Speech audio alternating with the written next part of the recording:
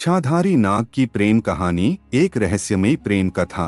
प्राचीन समय की बात है। एक घने जंगल के बीच एक तालाब था जिसे नाग सरोवर कहा जाता था।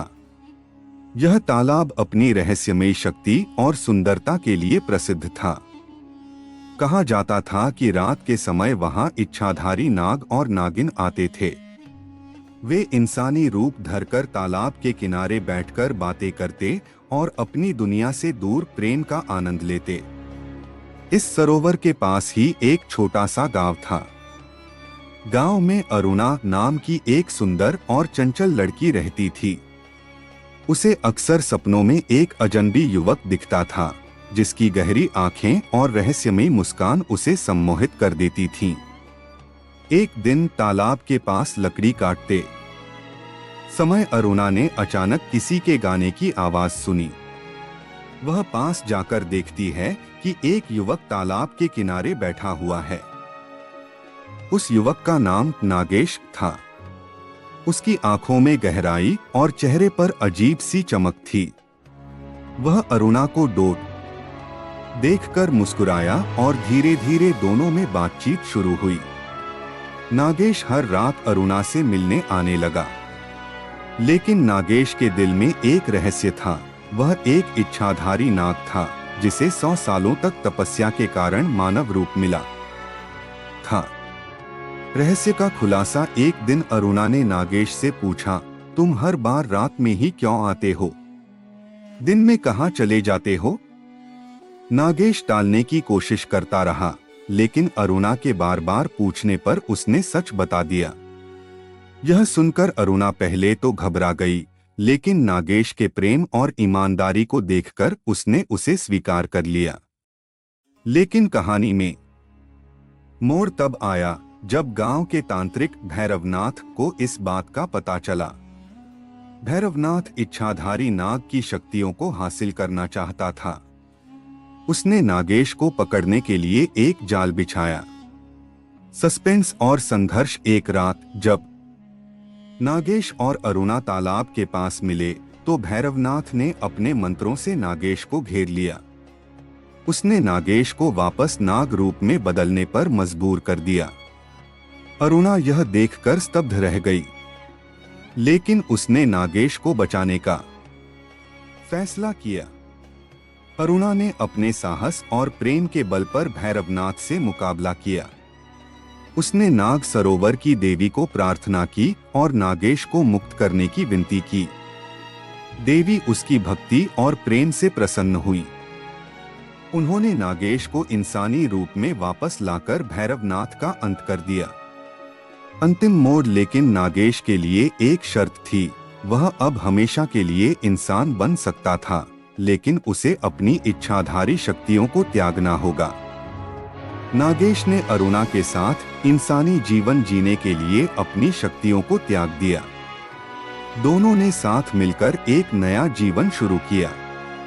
लेकिन हर पूर्णिमा की रात जब चांद की रोशनी तालाब पर पड़ती तो उनकी कहानी हवा में गूंजती और प्रेम का प्रतीक बन जाती।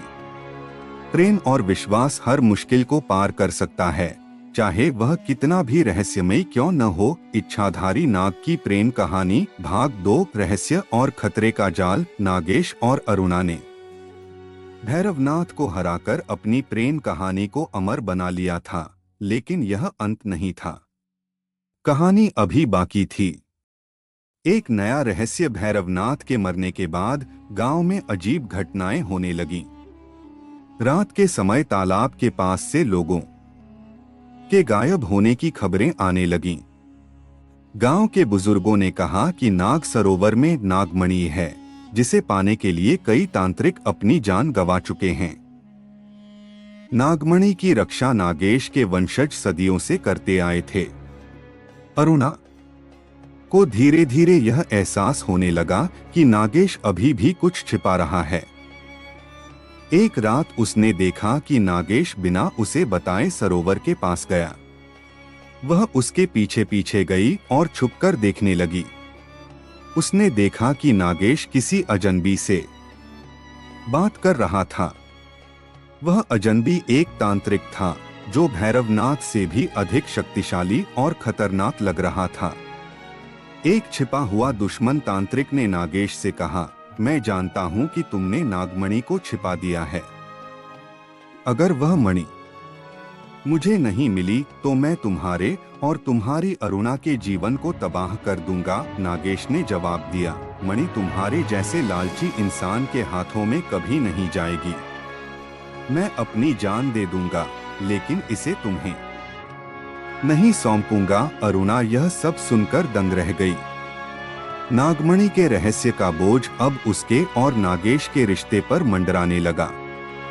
संदेह का बीज अगले दिन अरुणा ने नागेश से सच उगलवाने की कोशिश की, लेकिन नागेश ने कहा, यह वह सच्चाई है जिसे जानकर तुम खतरे में पड़ जाओगी। अरुणा को नागेश की बात पर भरोसा था, लेकिन उसके मन में शक का बीज पनपने लगा। उसने खुद नागमणि की सच्चाई जानने का फैसला किया। गहरी साजिश का खुलासा। अरुणा ने गांव के एक पुराने संत आचार्य विद्यानंद से मदद मांगी। उन्होंने बताया कि नागमणि केवल इच्छाधारी नागों के लिए नहीं, बल्कि पूरे ब्रह्मांड के संतुलन के लिए महत्वपूर्ण है। अगर वह गलत हाथों में चली गई तो दुनिया अंधकार में डूब सकती है। उन्होंने यह भी बताया कि नागेश का दुश्मन केवल तांत्रिक नहीं, बल्कि तक्षक नामक एक इच्छाधारी नाग भी है। तक्षक नाग वंश का वह सदस्य था जिसे नागेश के पूर्वजों ने नागमणि की रक्षा करने के लिए चुना था। लेकिन लालच और शक्ति के कारण तक्षक ने अपना धर्म छोड़ दिया और मणि पर अपना अधिकार जताने लगा। अरुणा का साहसिक निर्णय। अरुणा ने ठान लिया कि वह नागमणि की रक्षा करेगी, चाहे उसकी जान ही क्यों न चली जाए। उसने नागेश से छिपकर तक्षक और तांत्रिक का पीछा किया। उसने देखा कि दोनों मिलकर नागमणि को हासिल करने के लिए एक बड़ा यज्ञ करने की योजना बना रहे थे। अंतिम युद्ध का आरंभ। यज्ञ की रात जब तांत्रिक और तक्षक ने नागमणि को पाने की कोशिश की तो नागेश वहां पहुंच गया। तांत्रिक ने नागेश पर अपने मंत्रों से हमला करना शुरू कर दिया, लेकिन नागेश ने अपनी इच्छाधारी शक्तियों का उपयोग करके उनका मुकाबला किया।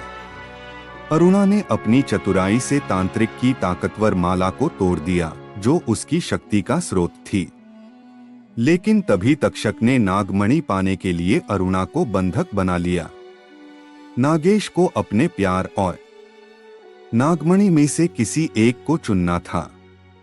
एक दिल दहला देने वाला फैसला। नागेश ने नागमणि को तक्षक को सौंपने का नाटक किया, लेकिन जैसे ही तक्षक ने मणि को छूने की कोशिश की, नागेश ने अपना सबसे खतरनाक रूप धारण कर लिया। उसने तक्षक का अंत कर दिया, लेकिन यज्ञ के कारण तांत्रिक की ताकत बढ़ चुकी थी।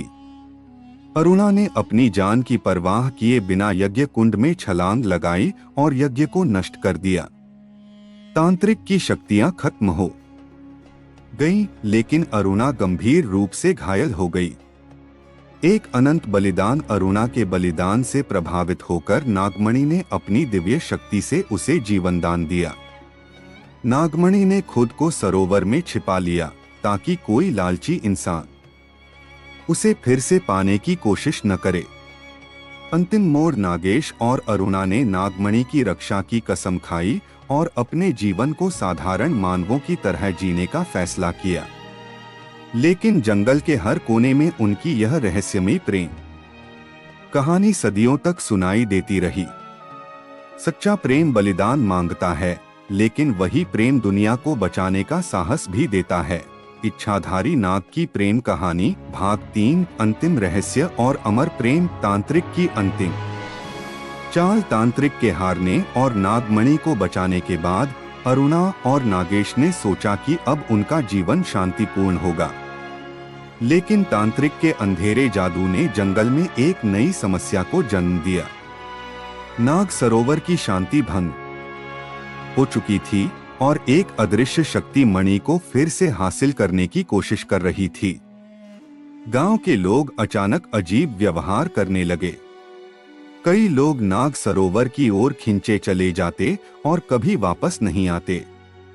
नागेश को यह एहसास हुआ कि तांत्रिक ने मरने से पहले एक आखिरी शाप छोड़ा था, एक ऐसी राक्षसी शक्ति जो नागमणि को किसी भी कीमत पर अपने कब्जे में लेना चाहती थी।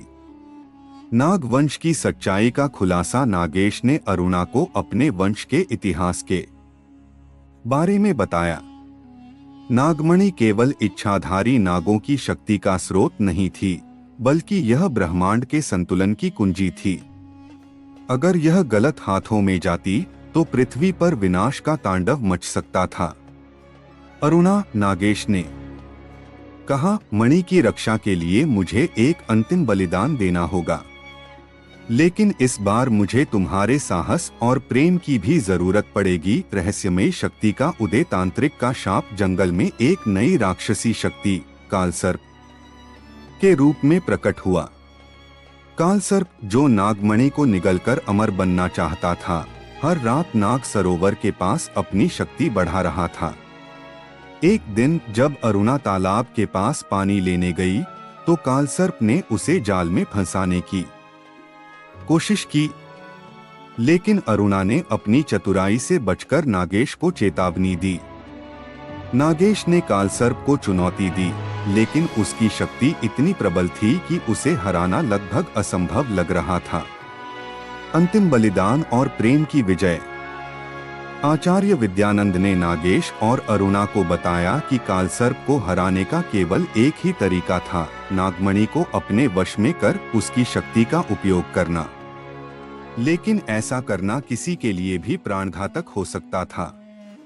अरुणा ने कहा, अगर हमारी प्रेम कहानी को बचाने के लिए मुझे अपनी जान देनी पड़ी तो मैं तैयार हूँ। नागेश और अरुणा ने मिलकर नागमणि की शक्ति का आह्वान किया।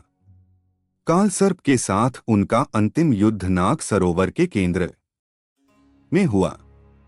जैसे ही कालसर्प ने मणि को छूने की कोशिश की, नागेश और अरुणा ने अपनी संयुक्त शक्ति से उसे नष्ट कर दिया, लेकिन मणि की अपार शक्ति ने अरुणा को घायल कर दिया।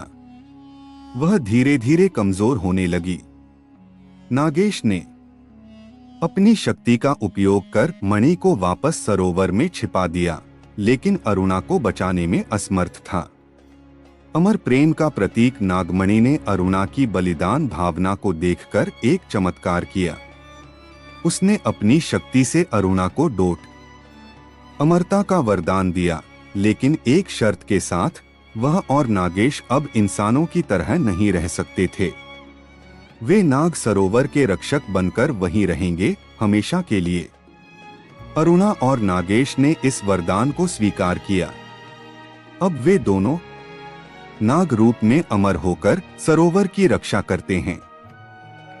कहानी का अंत। गांव वालों का मानना है कि हर पूर्णिमा की रात सरोवर के पास नाग और नागिन की परछाइयां दिखती हैं।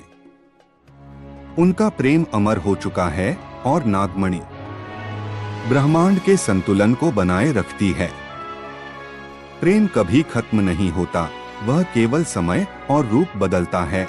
इच्छाधारी नाग की प्रेम कहानी भाग 4, अमरता का नया परीक्षण। शांति में छिपा नया संकट। नागेश और अरुणा अब नाग सरोवर के अमर रक्षक बन गए थे।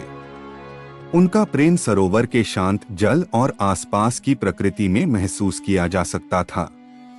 पूर्णिमा की रातों में उनका दिव्य प्रकाश पूरे जंगल को आलोकित करता। लेकिन इस शांति में एक अदृश्य खतरा छिपा था। नागमणि को पूरी तरह सुरक्षित मान लिया गया था, लेकिन उसके अस्तित्व का पता एक पुराने नागराज वासुकी को चला, जो सैकड़ों वर्षों से अपनी खोई हुई शक्ति को पुनः प्राप्त करने के लिए तपस्या कर रहा था। वासुकी ने नागमणि पर अधिकार करने का निश्चय किया, ताकि वह पूरे नागलोक और पृथ्वी पर अपना शासन स्थापित कर सके। वासुकी का प्रकट होना। एक रात जब जंगल में सब कुछ शांत था, नागेश ने अचानक एक अजीब ऊर्जा महसूस की। वह तुरंत अरुणा को लेकर नाग सरोवर के पास गया। वहां उसने देखा कि सरोवर का पानी असामान्य रूप से चमक रहा था। तभी पानी से एक विशाल नाग वासुकी प्रकट हुआ। वासुकी ने कहा, नागमणि मेरी है, मैं नागलोक का वास्तविक राजा हूँ, इसे वापस पाने का मेरा अधिकार है। नागेश ने उत्तर दिया, नागमणि अब किसी एक के अधिकार में नहीं है, यह केवल संसार की सुरक्षा के लिए है।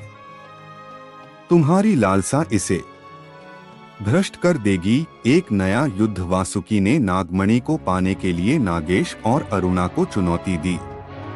उसने सरोवर पर हमला करना शुरू कर दिया, जिससे पूरे जंगल में अराजकता फैल गई। नागेश ने अपनी पूरी शक्ति से उसका मुकाबला किया, लेकिन वासुकी की ताकतें प्राचीन और अद्वितीय थीं। अरुणा ने महसूस किया कि केवल नागमणि की शक्ति ही वासुकी को रोक सकती है, लेकिन मणि का उपयोग करना जोखिम भरा था, क्योंकि यह किसी भी उपयोगकर्ता को अपनी अमरता खोने पर मजबूर कर सकती थी। बलिदान का दूसरा मोड़। वासुकी ने एक चाल चलकर अरुणा को घायल कर दिया और नागमणि के करीब पहुंचने लगा। नागेश ने यह देखकर अपनी इच्छाधारी शक्तियों का त्याग करने का फैसला किया। उसने नागमणि को सक्रिय कर अपनी शक्ति वासुकी को खत्म करने में लगा दी। वासुकी का अंत हो गया, लेकिन नागमणि ने नागेश की शक्तियों को भी छीन लिया। वह अब एक साधारण इंसान के रूप में बदल गया। अरुणा, जो पहले से ही कमजोर थी, ने भी अपनी अमरता खो दी।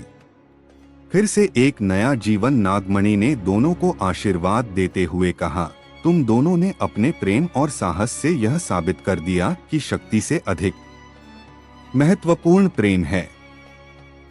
अब तुम्हें इंसान के रूप में एक नया जीवन जीने का अवसर दिया जाएगा। नागेश और अरुणा इंसान बनकर एक छोटे गांव में बस गए। उन्होंने नाग सरोवर को अलविदा कहा, लेकिन उनकी कहानी अमर हो गई। हर पूर्णिमा की रात सरोवर के पानी में उनकी परछाइयां अब भी दिखती हैं, मानो यह याद दिलाने के लिए कि सच्चा प्रेम हर बलिदान को सार्थक बना देता है। प्रेम वह शक्ति है जो अमरता से भी परे जाती है। इच्छाधारी नाग की प्रेम कहानी भाग 5। अनंत प्रेम की अमर गाथा। नया जीवन, नई चुनौतियां। नागेश और अरुणा ने इंसानी रूप में एक छोटे से गांव में नया जीवन शुरू किया। वे साधारण किसान बनकर शांति से रहने लगे, लेकिन उनके अंदर अभी भी नाग सरोवर और नागमणि की यादें बसी थीं। नागेश ने अरुणा से वादा किया कि उनका प्रेम इस रूप में भी उतना ही अमर रहेगा जितना इच्छाधारी नाग के रूप में था। हालांकि उनके साधारण जीवन में भी समस्याएं आने लगीं। गांव में एक महामारी फैल गई और लोग इसे नाग सरोवर के अभिशाप का परिणाम मानने लगे। किसी ने अफवाह फैला दी कि नागमणि को सही तरीके से पूजित न किए जाने के कारण यह आपदा आई है। पुरानी शक्तियों की वापसी। नागेश और अरुणा जानते थे कि नागमणि को छेड़ना अब सुरक्षित नहीं है, लेकिन उन्होंने महसूस किया कि महामारी का कारण वास्तव में नाग सरोवर से निकलने वाली ऊर्जा का असंतुलन था। नागमणि को सक्रिय करने के बाद उसका संतुलन बनाए रखना जरूरी था, जो उनके नाग रूप में रक्षक बनने के बाद संभव था। नागेश और अरुणा ने तय किया कि उन्हें किसी भी कीमत पर नागमणि की रक्षा के लिए वापस सरोवर जाना होगा। अंतिम बलिदान। सरोवर पहुंचने पर उन्हें एहसास हुआ कि एक नई अदृश्य शक्ति ने वहां कब्जा कर लिया है। यह शक्ति कालमाया थी, जो वासुकी के नाश के बाद जागृत हुई थी। कालमाया नागमणि को पूरी तरह नष्ट कर पृथ्वी की ऊर्जा को अपने अधीन करना चाहती थी। नागेश और अरुणा ने अपनी कमजोर इंसानी शक्तियों के बावजूद कालमाया का सामना किया। उन्होंने नागमणि को अपनी अंतिम शक्ति देकर उसे सक्रिय किया, ताकि वह कालमाया को खत्म कर सके। नागमणि ने उनकी इच्छाओं को समझा और अपनी ऊर्जा का इस्तेमाल कर कालमाया को नष्ट कर दिया। लेकिन इस प्रक्रिया में नागेश और अरुणा के शरीर भी धीरे धीरे विलीन होने लगे। प्रेम का अंतिम विजय नागमणि ने उनके प्रेम और बलिदान को देखकर उन्हें आशीर्वाद दिया। वह अब सदा के लिए नाग सरोवर में समाहित हो गए। उनकी आत्माएं सरोवर की लहरों में बस गईं, जहां वे हमेशा के लिए एक दूसरे के साथ रह सकें। गांव वालों के लिए संदेश। गांव के लोग जब सरोवर के पास आए तो उन्हें वहां शांति और सकारात्मक ऊर्जा का अनुभव हुआ। महामारी खत्म हो गई और सरोवर की कहानी अमर हो गई। अब भी लोग मानते हैं कि पूर्णिमा की रात नागेश और अरुणा की छवियां सरोवर के जल में दिखाई देती हैं, जैसे यह याद दिलाने के लिए कि सच्चा प्रेम किसी भी बाधा से परे है। प्रेम कभी खत्म नहीं होता। वह समय और मृत्यु की सीमाओं को पार कर हमेशा जीवित रहता है।